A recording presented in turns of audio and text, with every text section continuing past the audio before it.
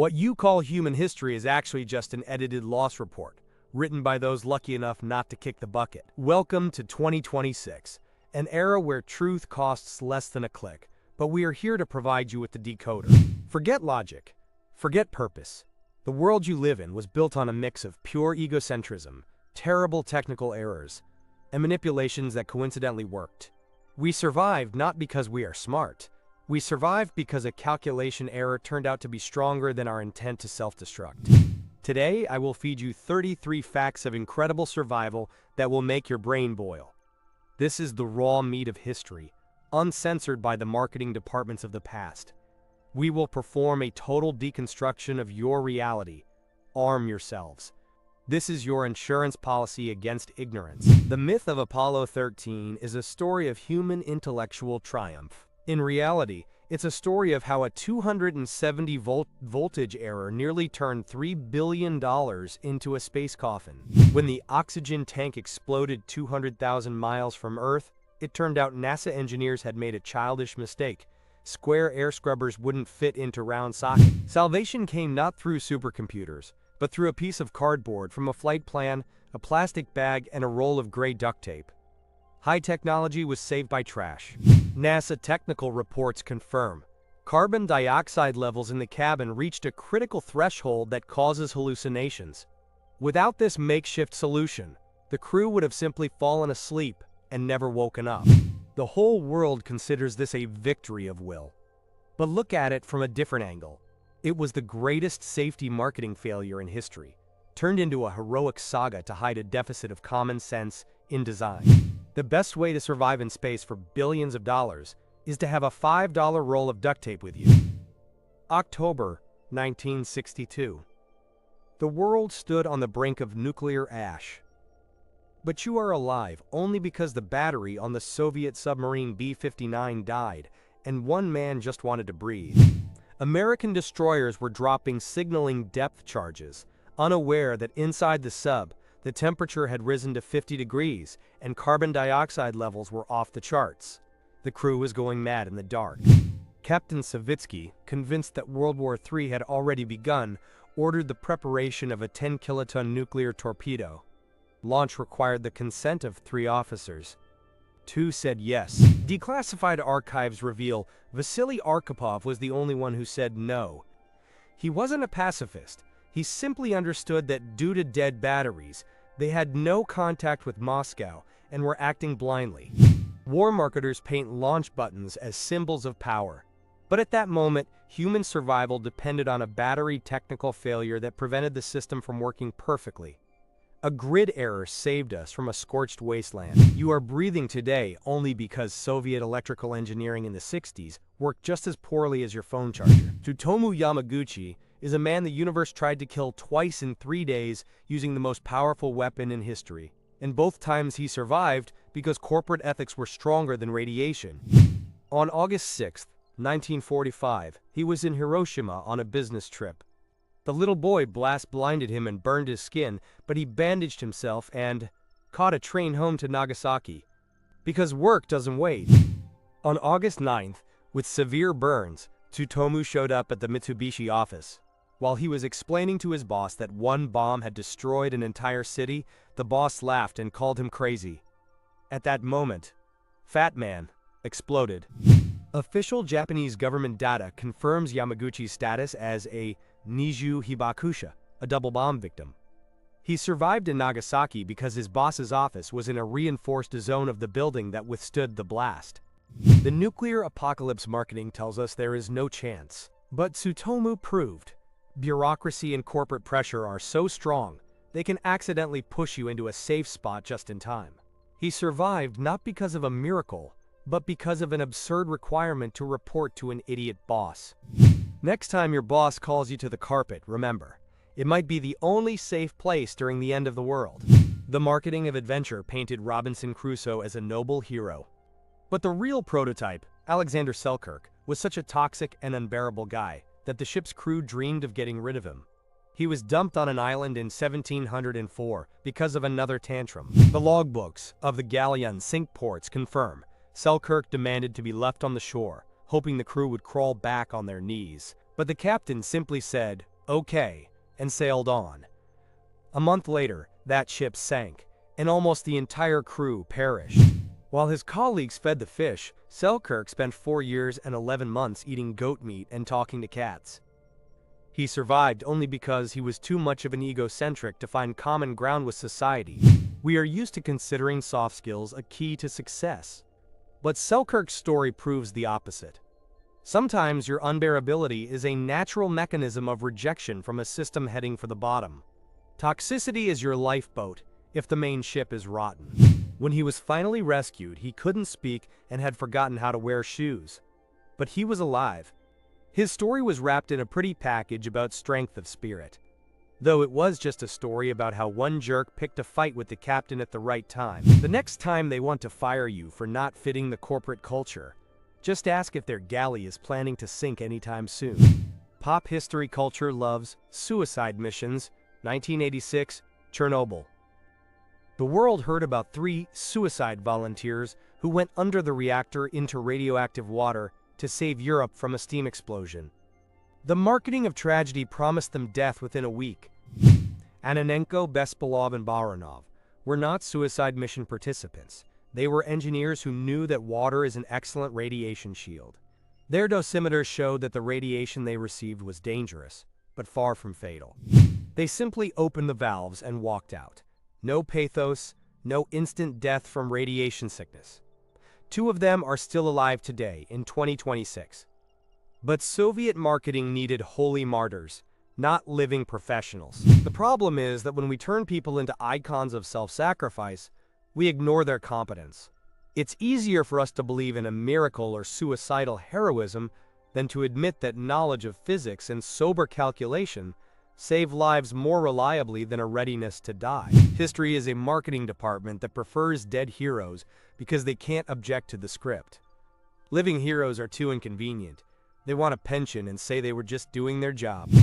The greatest feat of these men was not that they went under the reactor, but that they dared to survive and ruin a beautiful obituary.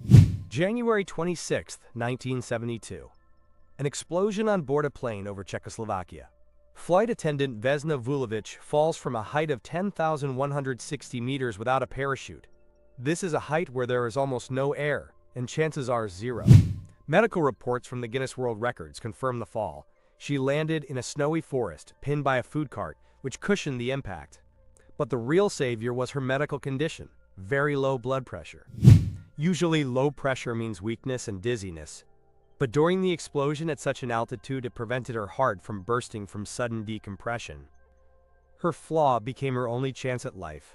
We spend billions on biohacking to be perfect, but evolution plays a different game. Sometimes your genetic error or chronic weakness is exactly the technical glitch that makes you invulnerable in a situation where perfect specimens simply die. Health marketers sell you standards, but the universe doesn't read your lab results. Vesna survived, broke almost every bone, but a few years later wanted to fly again. Her survival was a calculation error in the math of death. Next time you feel weak, don't worry. Maybe nature is just preparing you for a 10,000-meter fall. We are used to thinking that having a head on your shoulders is a critical requirement for life. September 10, 1945, proved otherwise. Farmer Lloyd Olson, with a single blow of an axe, created a living metaphor for modern corporate culture: a rooster that lived for 18 months without a head. Research at the University of Utah confirmed the axe missed the jugular vein, and a blood clot blocked the wound just in time. Since the brainstem remained intact, Mike continued to breathe, walk, and even tried to crow through his neck. This biological error became a goldmine. Olson toured the headless rooster across the country, earning $4,500 a month. This is the ultimate marketing lesson. The system doesn't need your ideas, your eyes, or your personality. It's enough for the brainstem to support basic functions of consumption. Mike died not from the lack of a head, but due to technical negligence. He simply choked on a kernel of corn, and the farmer couldn't find the pipette in time. The body survived the execution, but perished due to a minor logistics error. We laugh at the rooster, but look at modern corporations. They function exactly the same way. The head has long been missing, strategy is just brainstem reflexes, But as long as the money drips, no one notices that the object is technically dead. Being headless isn't a death sentence. It's a successful business model, provided you have a good producer and swallow your grain on time. February 23, 1885. John Lee stands on the scaffold for a murder he likely didn't commit. The law demands his death. But nature and poor engineering had other plans. Official prison records confirm the executioner pulled the lever 3 times, and 3 times the trap door beneath John Lee's feet failed to open. A technical commission later found that rain caused the wood to swell, and the mechanism jammed by a single millimeter. A 1 millimeter error is the difference between death and legend. We are used to considering quality standards a guarantee of results. But here, the low construction quality of the scaffold acted as supreme humanism. Lee's story proves bureaucracy and the technical flaws of a system are sometimes a person's only defense against the system itself. After the third failure, even the most bloodthirsty officials gave up. The death sentence was commuted to life imprisonment, and eventually, he was released. The marketing of justice couldn't beat the marketing of divine intervention, even though it was just swollen oak. History made him a hero, but in reality, John Lee is a symbol that even a perfectly planned murder can fall apart due to a bad carpenter. Your life often depends on someone's incompetence, and that's the best news you'll hear today. The next time you receive a defective product, don't rush to write a complaint. Perhaps that very defect will one day save your neck. September 26, 1983. The world almost burned in nuclear fire. But it survived because one lieutenant colonel had God-tier critical thinking and understood that Soviet satellites were just marketing packaging for glitchy software. Declassified data from the OCO system confirmed. The satellite mistook sun glints off high-altitude clouds for Minuteman missile launches. The computer screamed that the war had begun. Protocol demanded an immediate response, a full-scale nuclear strike on the states. Petrov had only a few minutes. He looked at the monitors and decided, the computers are lying. He reasoned that the US wouldn't start a war with only 5 missiles. That would be strategic suicide. He ignored the hardware and saved your molecules from disintegration. In 2026, we worship AI, but Petrov proved human survival depends on our ability to say this is a technical error just in time, even when the algorithm is hysterical. His critical thinking filter turned out to be stronger than all the world's defense systems. We are alive only because one Soviet officer ignored the instructions, because they were written just as stupidly as your Windows update. Marketing of the movie Jaws taught us that the great white shark is an ideal killing machine. But 1974 proved sometimes you can survive in the jaws of a monster because a factory technician decided to use slightly denser neoprene. Research into shark tooth geometry shows they cut flesh perfectly but slide over synthetic polymers of a certain density. When Francine found herself in the jaws, the teeth couldn't catch on the smooth surface of the suit, and the shark simply spat her out because it didn't taste blood. We are used to calling survival a miracle, but look at it from a different angle. It was a technical victory of petrochemistry over millions of years of biological evolution. Nature created the perfect killer, but it didn't account for humans wearing a layer of rubber that wasn't on the Paleolithic menu. Surf marketers sell you style, but they're actually selling you body armor they don't even know about. Francine's survival is a calculation error by a predator used to its food always being soft.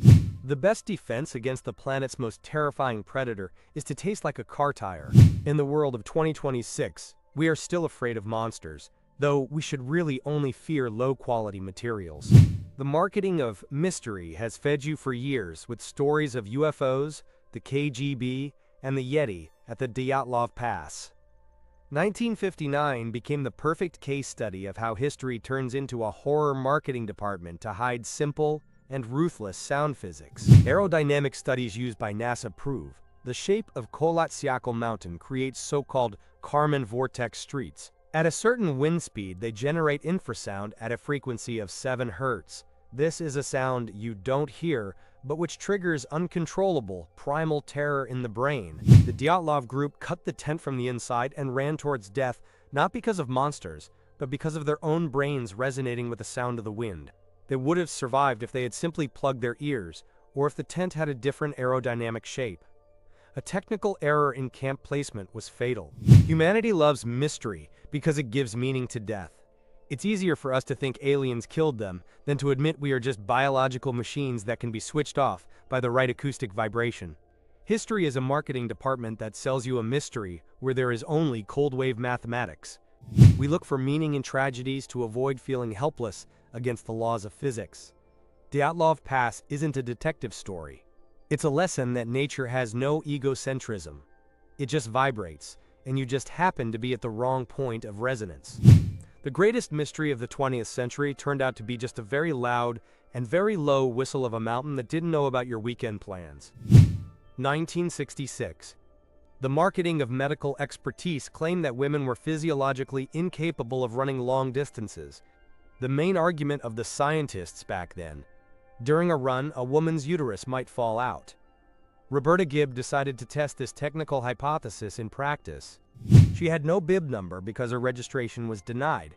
She ran in men's Bermudas and a hoodie, so she wouldn't be recognized. But when she finished with a time of 3 hours 21 minutes, it turned out that the entire medical base of that time was just a manipulation for social control. This wasn't just a run. It was a total deconstruction of the female fragility marketing. Gibb survived in a system that wanted to convince her of her own infirmity. She proved that sometimes survival is just ignoring anti-scientific nonsense served under the guise of health concerns. Patriarchal marketers weren't afraid for her health. They were afraid for their positions. If a woman can run 42 kilometers, she can run a company or a plane.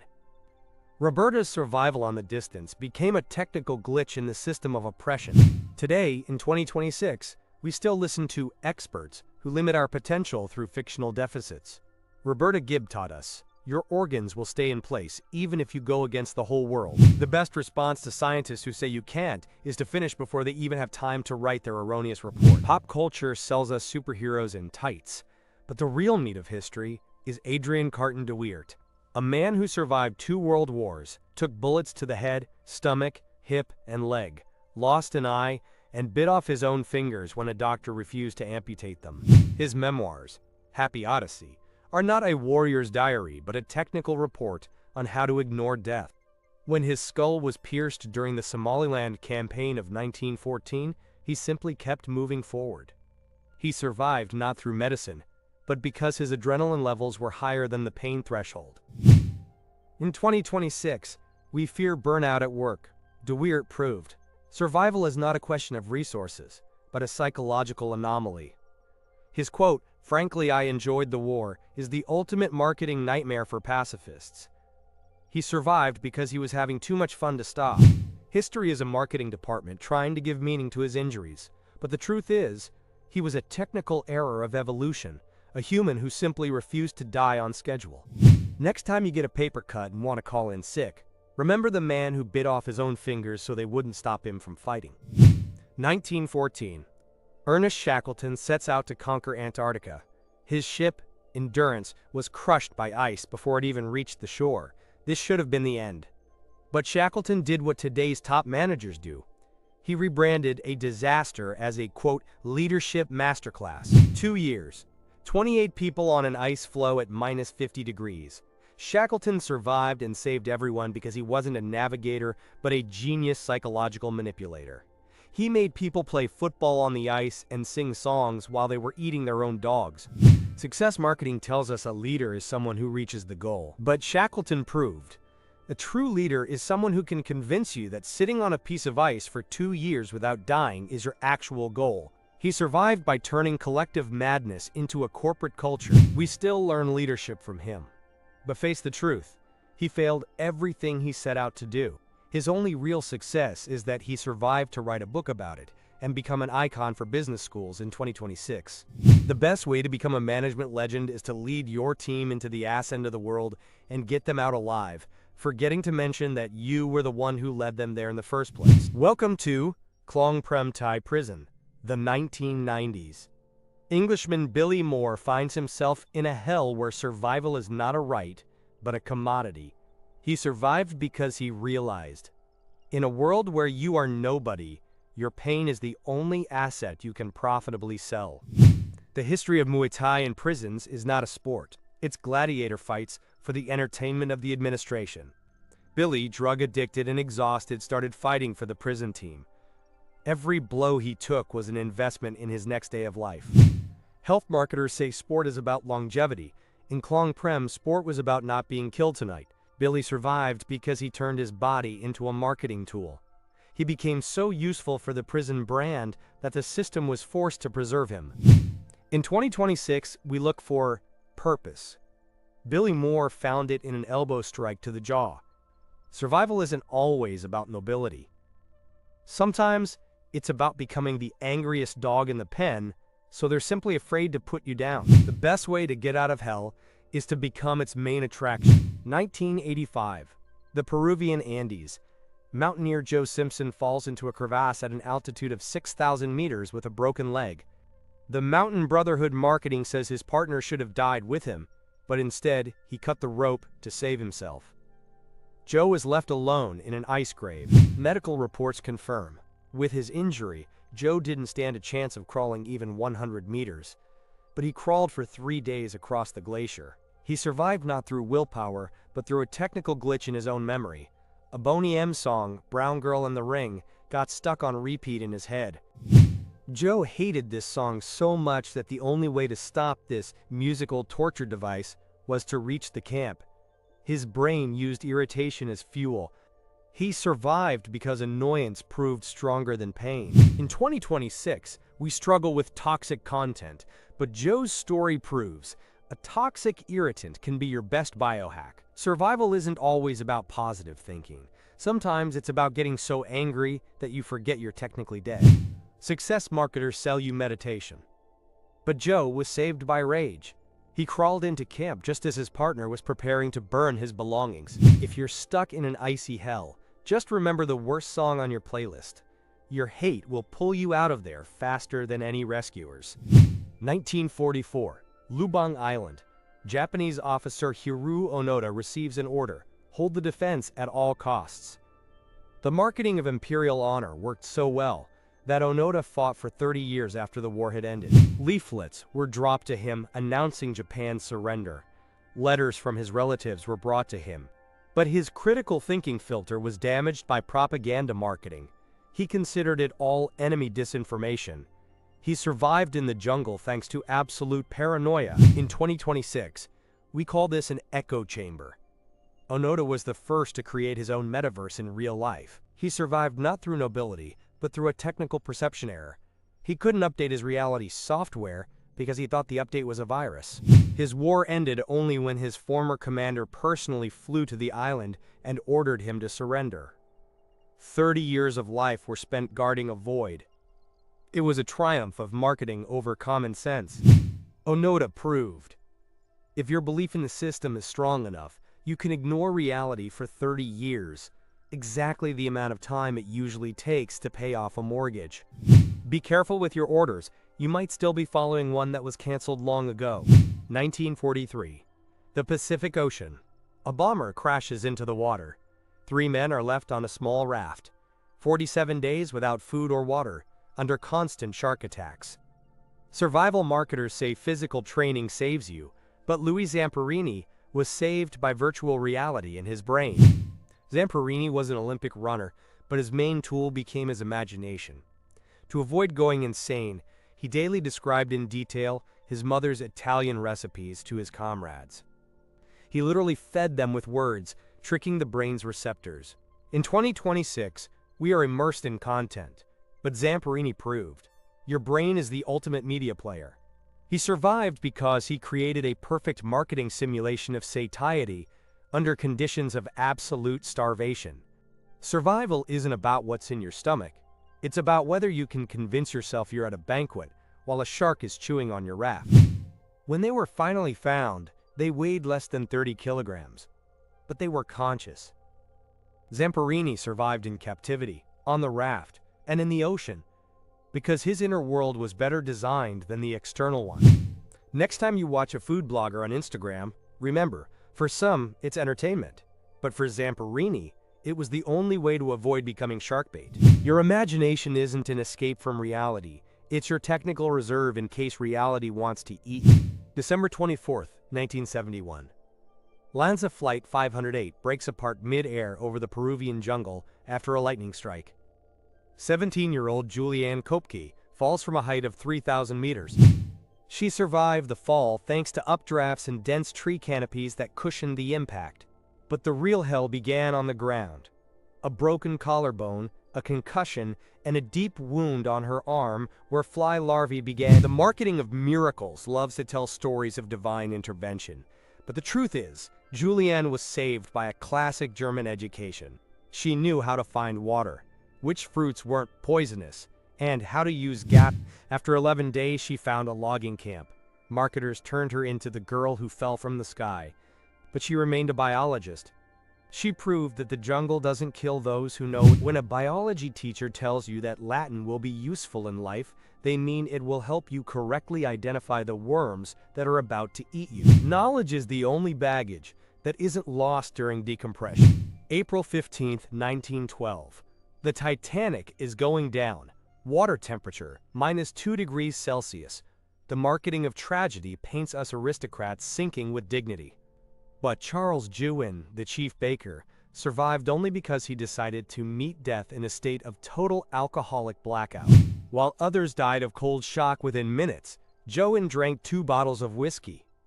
Alcohol in such a dose dilated his capillaries and overheated his system so much that he spent over 3 hours in the icy water. When they found him in the morning, he didn't even catch a cold. Modern wellness marketing tells us alcohol is poison. But in the conditions of the Titanic's technical collapse, it became a biological antifreeze. Juin survived not through willpower, but because his liver was in such shock from the load that it forgot to tell his brain about the frostbite.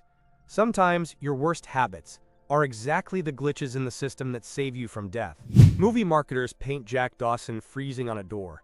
The truth is, Charles Joffin was just swimming nearby because he was comfortable. Survival isn't a question of nobility. It's a question of the right chemical balance in the blood at the wrong time. Alcohol won't solve your problems, but it might keep your body temperature up long enough for you to become the key witness in a lawsuit against the airline or ship owner. Your liver is your last lifeboat. Take care of it, or train it. 1960. The great writer John Steinbeck sets out on a journey across America with his poodle, Charlie. His book, Travels with Charlie, became the Bible for seeking true identity. But it was just brilliant marketing. Steinbeck survived as an artist only because he masterfully lied to the whole world. Modern researchers, tracking his route, found Steinbeck almost never slept in his camper. He stayed in luxury hotels, and most of the deep conversations with passers-by were simply made up in his room over cognac. It was a marketing special operation to save his own reputation as a category king. In 2026, we fear fakes, but Steinbeck proved sometimes a lie is the only way to survive in the eyes of society. He didn't save himself from an existential crisis. He just wrapped it in a pretty package for readers. His survival is a triumph of script over reality, where the illusion of the journey turned out to be more important than the journey itself. We love this book for its sincerity, even though it's a pure marketing product. Steinbeck survived as a legend because he knew the main rule of history. The audience doesn't need the truth. The audience needs a technically perfect myth about saving the soul. Next time you post a sincere travel photo on Instagram, remember, you're just continuing the work of a Nobel laureate who knew how to turn hotel room service into a spiritual quest. History isn't what happened. It's what you made others believe. Statistics say the chance of being struck by lightning is 1 in 3,000. But Roy Sullivan, a park ranger in Virginia, was a technical error in the theory of probability. Between 1942 and 1977, the sky tried to kill him 7 times. 7. The Guinness World Records confirms all 7 cases. He lost toenails, his hair was singed off, he suffered stomach burns. After the 4th strike, he started carrying a bucket of water with him, realizing the universe had a personal vendetta against him. In 2026, we believe in algorithms, but Roy Sullivan is proof that sometimes the survival algorithm simply freezes. He survived 7 attacks from the sky, proving that endurance isn't about preparation, but about pure, illogical luck. His life was a marketing failure for death itself. The most shocking part of this story is that lightning never managed to finish him off. Roy Sullivan committed suicide over unrequited love. The irony is that nature's technically perfect weapon proved weaker than a common chemical glitch in the brain that we call feelings. You can survive 1,000,000 volts straight to the head, but no one has yet invented a wetsuit against a broken heart. The marketing of the Founding Fathers paints them as ideal patriots. But Benjamin Franklin was primarily an egocentric genius who survived in the 18th century by hacking reality for his own needs. He didn't want to save humanity. He just wanted to be comfortable. He invented bifocals because it annoyed him to change glasses for reading. He invented the lightning rod because he was afraid his house would burn down. His theories on fresh air saved thousands from suffocation in enclosed spaces, but he developed them because he hated the smell of unwashed bodies. Franklin proved the best way to survive and become a category king is to be so lazy and irritable that you change the world around you. His survival is a triumph of technical egocentrism. He created the United States as a byproduct of his need for a safe and logical environment. He survived to 84, an incredible age for that time, because he knew the technical specifications of the human body better than the doctors who still treated with bloodletting. Franklin was the first biohacker who packaged his selfishness into the brand of public good. If you want to save a nation, start by solving your own minor problems. History itself will turn you into a holy patriot. Harry Houdini was not a magician, but an elite engineer of his own survival. His impossible escapes marketing relied on brutal mathematical calculation, the ability to hold his breath for 3 minutes, and deep knowledge of lock construction. He survived where others drowned because he played by a script he wrote himself. Houdini survived hundreds of escapes from coffins, jails, and safes. Technical reports show he trained his body like a machine. He could manipulate joints and hide lockpicks in his throat. His survival was a triumph of technique over the mysticism he so hated. But survival by script has a weak spot. It doesn't account for random chaos. In 1926, Houdini wasn't killed by chains, but by one unexpected punch to the stomach from a student. He didn't have time to tense his muscles, because this act wasn't part of the marketing plan. Technical perfection collapsed from a banal accident.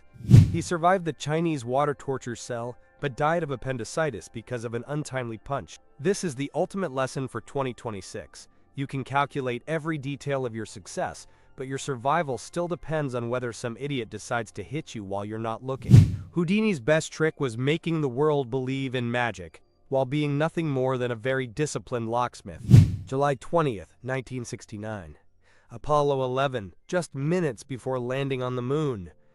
NASA marketing paints us cold-blooded heroes, but the truth is, Neil Armstrong and Buzz Aldrin nearly crashed $350 million into the lunar dust because they simply left the wrong radar switched on. The computer began issuing 1202 series errors. It was overloaded with data. But Margaret Hamilton, the lead software designer, had anticipated this, quote, human factor. She wrote code that could ignore low-priority tasks and focus only on the landing. She survived in history as the woman who saved the moon from human stupidity. In 2026, we fear algorithms. But Hamilton proved, an algorithm is the only thing that can save us from ourselves. Apollo's survival isn't a triumph of will, it's a triumph of error architecture. We landed on the moon not because we are brave, but because one woman wrote the script for our incompetence into the code. History is a marketing department that paints heroes in spacesuits. But the real hero is line of code number 428, which disabled the unnecessary radar just in time. Survival is the mathematics of priorities, not patriotic speeches. Next time your computer freezes, just remember, Neil Armstrong also had to wait for a system update before he could take his small step. 1968, the trial of the Chicago 7. Abby Hoffman, a man who survived the U.S. justice system simply by refusing to recognize its genre. The marketing of the law demanded seriousness, but Hoffman turned the proceedings into a circus because he knew the prosecutor had no technical solution against a clown. He would show up to court in judicial robes with a police uniform underneath. He demanded that Jesus Christ be his witness. He survived because he understood the system's main bug. If you don't play by the rules stop working. He deconstructed the court's authority through pure, distilled chaos. In 2026, we fear cancel culture. Hoffman proved, the best way to survive is to become such an inconvenient object that the system simply chokes on you. Survival isn't about innocence, it's about being more spectacular than the accusation. He survived as an icon of anarchy because he made the marketing of protest dangerously funny. When he was finally acquitted, it wasn't a triumph of justice, but a triumph of show business over bureaucracy. Abbey survived because he realized in time, history remembers not the one who was right, but the one who best stole the airtime. The best lawyer is the one who knows when to stop being a person and start being a meme against which no charges can be filed. Nikola Tesla died in poverty, in the New Yorker hotel, talking to pigeons. Thomas Edison's success marketing should have erased him from memory.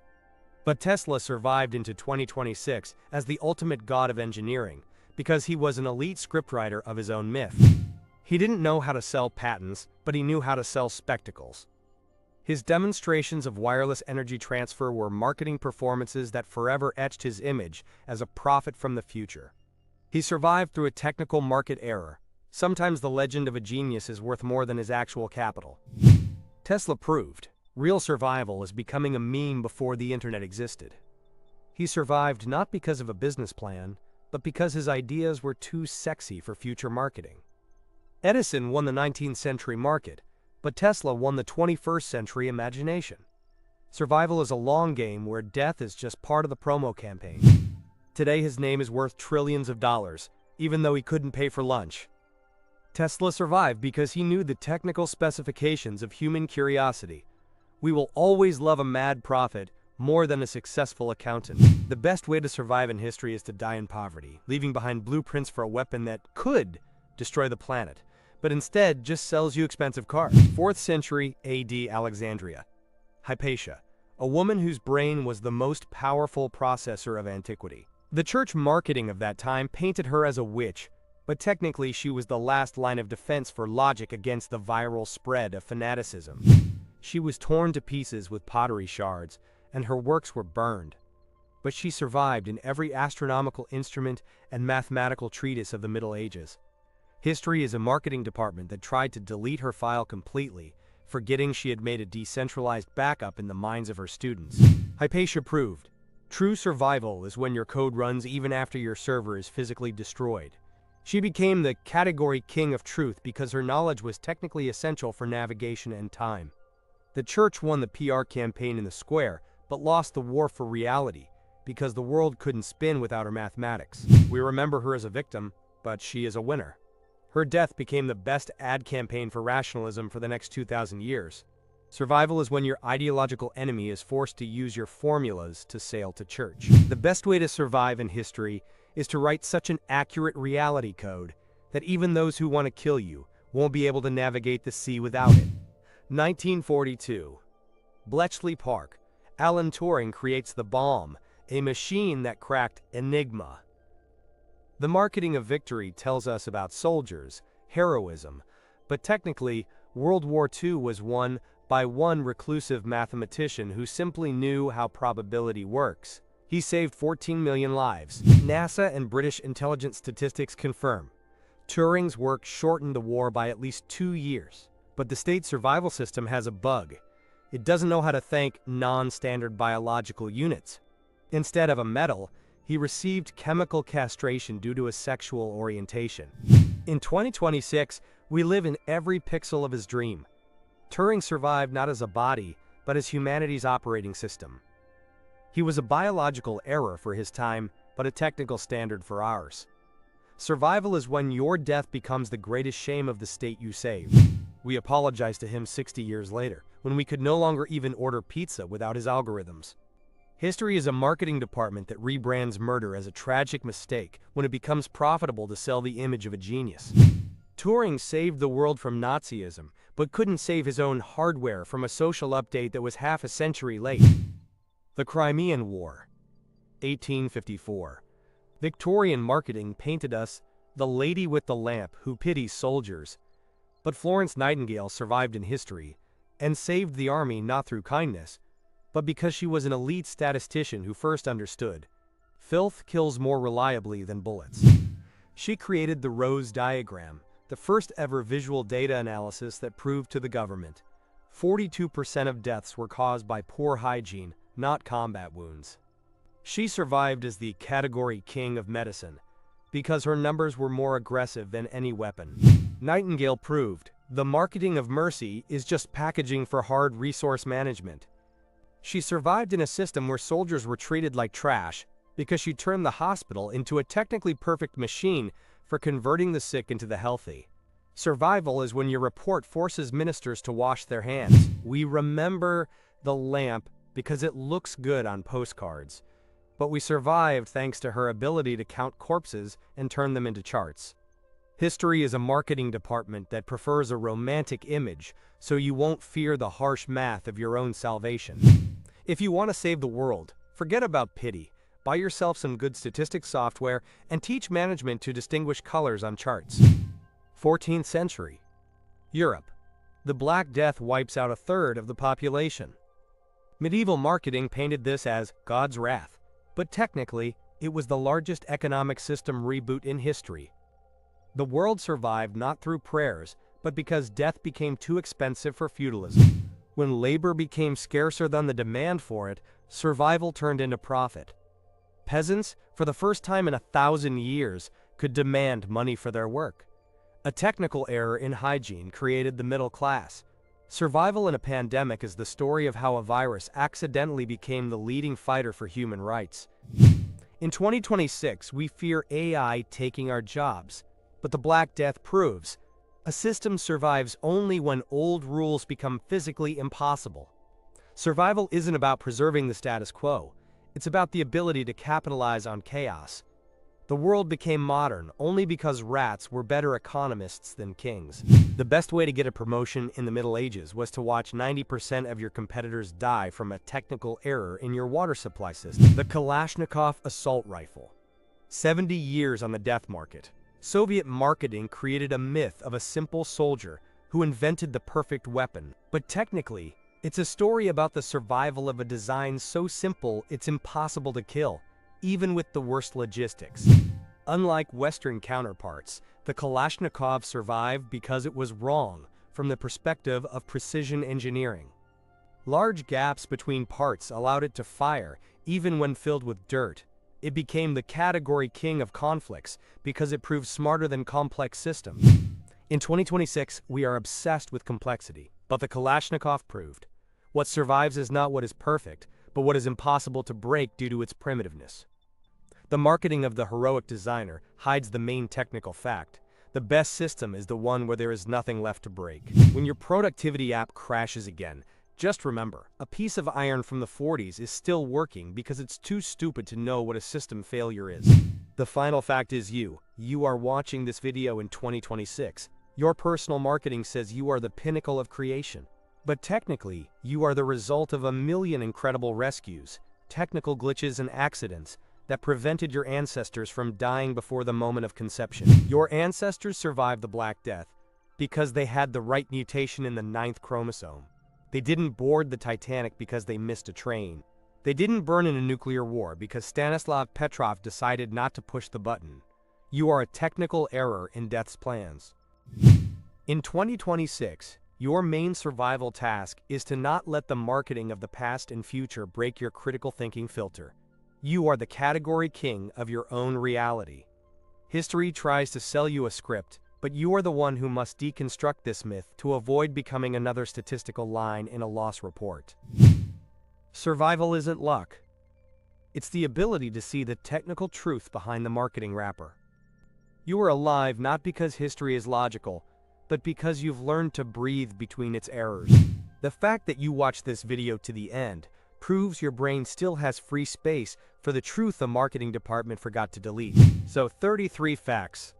33 proofs that humanity is a marketing department that just knows how to wrap its defeats beautifully. We survived thanks to blind luck, technical errors, and an egocentrism that proved stronger than nuclear decay. Which modern error will we call a miracle in 50 years? Name a leader, company, or technology, be it AI hype or a crypto bubble, whose disaster today will become part of the heroic epic of the future. Write it in the comments.